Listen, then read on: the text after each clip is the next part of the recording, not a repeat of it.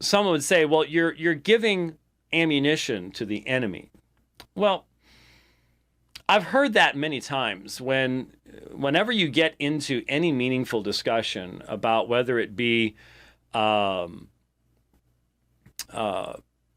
textual issues, canonical issues.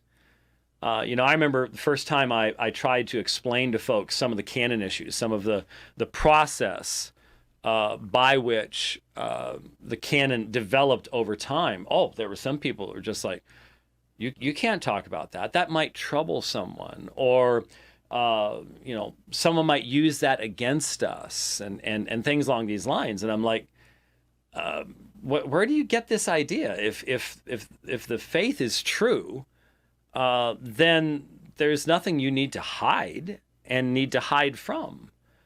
And if people are troubled to discover something that is truthful about the faith or the history of the Bible or the history of the canon, history of the church, there's a lot of folks don't think I should even address what I'm addressing in regards to Luther.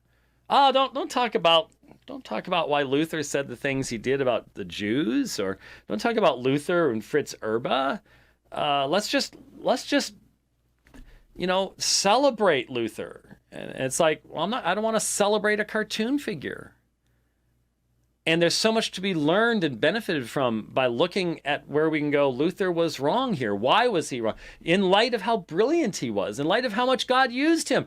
If he could be so wrong here, what about us today? Oh, well, that's uncomfortable to people. People might use that against us. Well, you can't stop people from misusing truth. You just have to be careful you're speaking the truth. Let me repeat that. You can't stop people from misusing the truth. You just have to make sure you're speaking the truth. And if you're speaking the truth, if someone misuses it, they will be held accountable by God. You can't control that.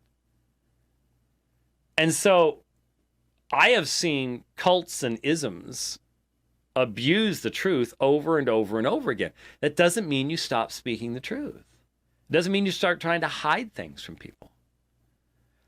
So, for example, in Luke 23:34, there is a major textual variant. And as a result, you should be very careful about making large theological points based upon what is truly a highly questionable text. Now, you say, well, that's helping the Muslims. No, it's not. That's true whether I say it or not. I mean, I'm just astounded that people would say, well, shh, don't talk about that. Let me give you some commentary. It's interesting. When Dr. Metzger comments on this in the Metzger textual commentary, he's very, very brief, very short in what he says. He says, the absence of these words from such early and diverse witnesses as P75, BD, W, theta, two different forms of the Latin. It's too small for me to see what the letter there is, but a form of the Syriac, the Sahidic Coptic, and certain manuscripts of the Bohairic, and a few others, is most impressive and can scarcely be explained as a deliberate excision by copyists who, considering the fall of Jerusalem to be proof that God had not forgiven the Jews, could not allow it to appear that the prayer of Jesus had remained unanswered.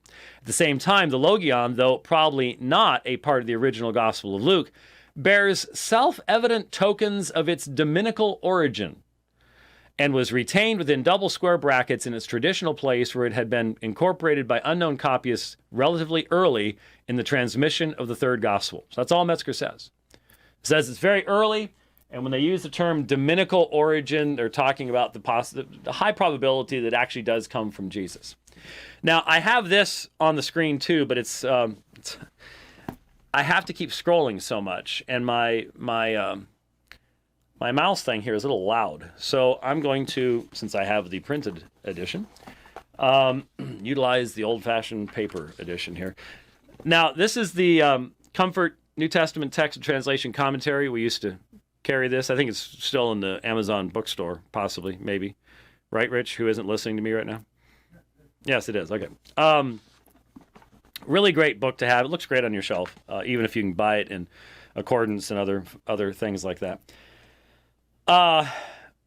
he has a much longer commentary. And yet it's pretty much the same thing that I've said. And so for those who are saying, oh, don't listen to guys, well, okay, don't if you don't want to. If you want to be biased and prejudiced and all the rest of the things that these people are. How about just listening to somebody else? The omission of these words, again, it's the Father forgive them, they know what they do, in early and diverse manuscripts, the earliest being P75, cannot be explained as a scribal blunder, but were the words purposely excised. Westcott and Hort considered willful excision to be absolutely unthinkable, but Marshall can think of several reasons why scribes might have deleted the words, the most convincing of which is that scribes might have been influenced by an anti-Jewish polemic, and therefore did not want the text saying that Jesus forgave the Jews who killed him. This would be especially true for Codex Bezae, D, whose scribe has been charged with having anti-Judaic tendencies. See L. Lennep, 1962, pages 51 through 62, if you'd like to look that up. However, there are 4 manuscripts of diverse traditions earlier than D, namely P75, BW, and a portion of the Latin manuscript tradition, which do not include these words. Thus, D could not have been the first to eliminate the words. The primary argument against excision on the basis of an anti-Judaic polemic is that Jesus was forgiving his Roman executioners, not the Jewish leaders. The grammar affirms this. In 23:3, it says, Estaurosan auton, they, the Roman execution squad, crucified him. Then in 23:34, Jesus says, Aphes autois, forgive them, i.e. the Roman execution squad. Furthermore, Jesus had already pronounced judgment on the Jewish leaders who would not believe in him, and even worse, who proclaimed that his works were empowered by Beelzebub, the prince of demons, Matthew 12:24 through 32. It is easier to explain that the words were not written by Luke, but were added later as early as the 2nd century, for it is attested by Hegesippus and the Diatessaron. If the words came from an oral tradition, many scholars are of the opinion that they are authentic. Indeed, Westcott and Hort considered these words in 22:43-44 to be, quote, the most precious among the remains of the evangelic tradition which were rescued from oblivion by the scribes of the 2nd century, end quote. Now listen, if you hear what they're saying there, they're saying these are later additions in the 2nd century, but they weren't part of the original. But they've been saved by insertion into 2nd century manuscripts of the New Testament at various places. But what if the words did not come from an oral tradition about Jesus' life and sayings? What would have inspired their inclusion? My guess is that the words were added to make Jesus the model for Christian martyrs of offering forgiveness to one's executioners. Whoever first added the words may have drawn from Acts 7:60, where Stephen forgives his executioners. Since Stephen's final words parallel Jesus' final utterances, it seemed appropriate to have Luke 23:34 emulate Acts 7:60. Or the words could have come from martyrdom stories, such as the account of the execution of James the Just, who is said to have forgiven his executioners. Thus, it can be imagined that church leaders told would-be martyrs to forgive their executors, not executors, because Jesus had done the same. Contrary to the external evidence and good internal arguments, the words appear in 3 Greek editions, the TR, the Westcott Hort, and the Nestle United Bible Society. And in all English translations, because they have become so much a part of the traditional gospel text that editors of Greek text and Bible translators alike are not willing to excise this classic statement from their text. The first known person to excise the sentence from the text was the first Diarthatus of Codex Sinaiticus, Corrector 1, who worked on the manuscript before it left the scriptorium.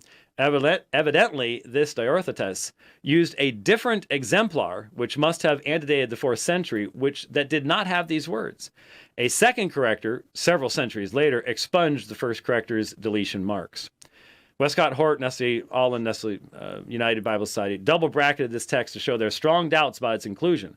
All English versions include it, and all, with the exception of KJV, which does not have marginal notes, have marginal notes about its omission in various manuscripts.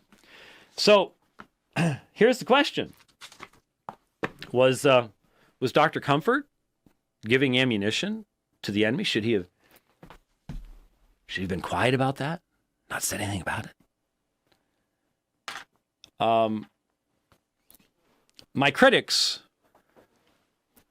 there's much to be critical about me about, but sometimes what we find out when we listen to our critics is that they have some really foundational epistemological problems. and some foundational issues in regards to consistency and apologetic methodology. No, you don't hide this information. You hit it head on. And